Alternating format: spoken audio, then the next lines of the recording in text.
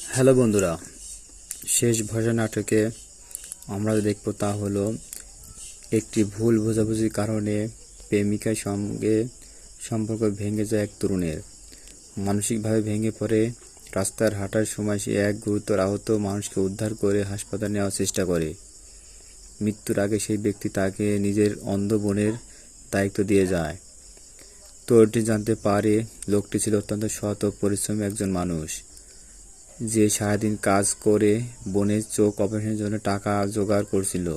কিন্তু এক ধনী ব্যবসায়ী বখাটে ছেলে মধ্য অবস্থায় গাড়ি চালিয়ে তাকে চাপা দিয়ে হত্যা করে।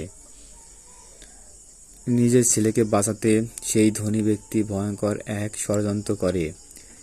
তিনি দরিদ্র যুবককে 10 লাখ টাকা লোভ দেখিয়ে দুর্ঘটনার দায় নিজের কাঁধে নিতে বাধ্য করে।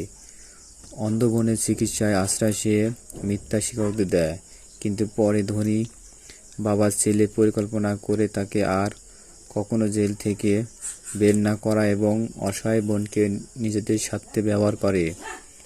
সত্য জানতে পেরে তরুণটি অন্যায়ের বিরুদ্ধে দাঁড়ায়। মৃত্যুর মুখে পড়েও সে নিজের বোন ও ভালোবাসার মানুষকে রক্ষা করার অনুরোধ করা যায়।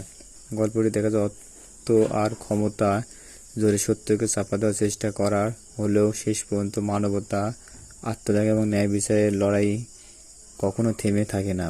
ধন্যবাদ।